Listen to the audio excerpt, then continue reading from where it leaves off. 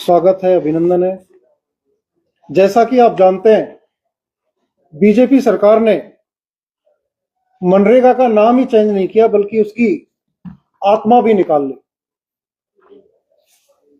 मनरेगा महात्मा गांधी राष्ट्रीय ग्रामीण रोजगार गारंटी अधिनियम 2005 में यूपीए सरकार ने बनाया था और इसके अहम बिंदु थे कि गांव का कोई भी बेरोजगार व्यक्ति परिवार काम मांग सकता है।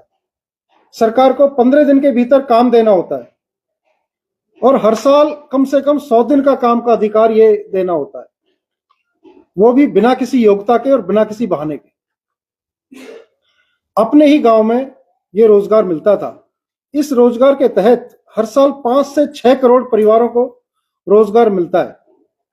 महिलाओं की हिस्सेदारी लगभग 60% कार्य दिवस हैं और ये जो पलायन होता है उसको भी ये रोकता है। मनरेगा ने देश को क्या दिया? 2006 से अब तक 180 करोड़ से अधिक कार्य दिवस दिए गए। मैं अभी करता हूँ। गांवों में 10 करोड़ से ज्यादा काम तालाब, सड़क, नाला, मिट्टी कार्य आदि के हुए। कोविड के समय 4.6 करोड़ परिवारों को रोजगार का सहारा मिला और उनकी आजीविका चलती रही। गरीब के घर में नकद आमदनी हुई जिससे कि बच्चों की पढ़ाई, राशन और इलाज की मदद होती रही। लेकिन अब भाजपा सरकार इस कानून को खत्म कर रही है।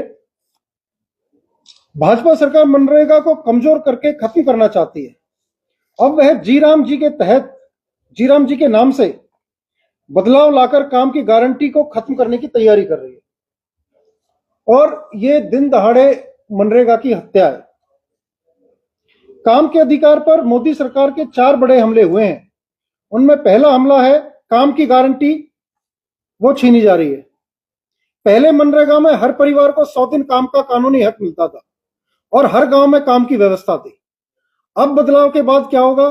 काम नहीं रहेगा, काम का हक नहीं रहेगा। सरकार तय करेगी कहां काम देना है और कहां नहीं, और आपके पास कानूनी गारंटी भी नहीं है, उसको भी खत्म किया जा रहा है।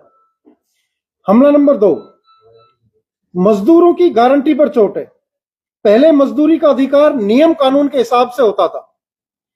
अब नए कानून में इन्होंने क्या संशोधन किया? उसमें किया इन्होंने मजदूरी सरकार अपनी मर्जी से तय करेगी। कटाई बुआई जैसे समय में काम भी रोका जा सकता है।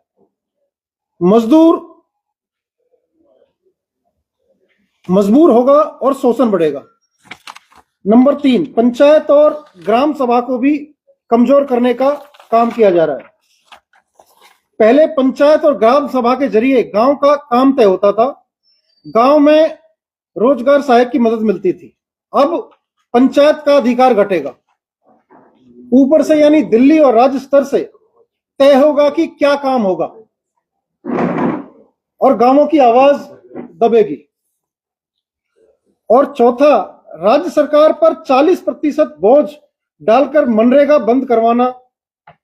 खर्च का बड़ा हिस्सा केंद्र देता था, लगभग 90% तक मुख्य हिस्सा पहले केंद्र देता था।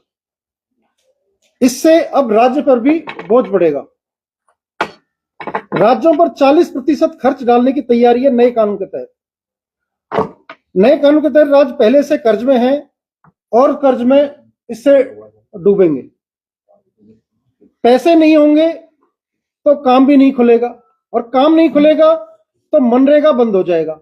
और यही एक असली साजिश है जो ये अब करने जा रहे हैं।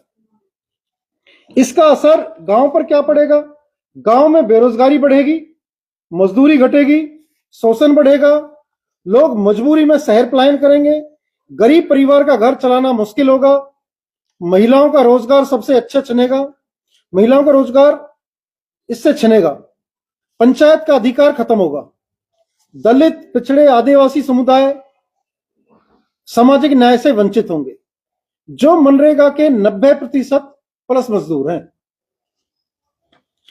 और ये गरीबों के हक पर सीधा डाका है। हमारी मांगे क्या है इसमें? कांग्रेस पार्टी की जो मांगे हैं, मनरेगा बचाओ अभियान की मांग है कि काम की गारंटी 100 दिन नहीं, काम की भी पक्की गारंटी होनी चाहिए। मजदूरी की गारंटी, मजदूरी तय और समय पर भुगतान होना चाहिए, जवाबदेही की गारंटी और भ्रष्टाचार और देरी पर कार्रवाई होनी चाहिए। मनरेगा में किए गए बदलाव तुरंत वापस हो, यह कांग्रेस पार्टी मांग करती है। और काम के अधिकार की पूरी बहाली हो और न्यूनतम मजदूरी 400 रुपए प्रतिदिन होनी चाहिए, यानी 400 रुपए पर डे के हिसाब से उसे मजदूरी मिले। तो ये ही सब मनरेगा के बारे में हम चाहते हैं, कांग्रेस पार्टी चाहती है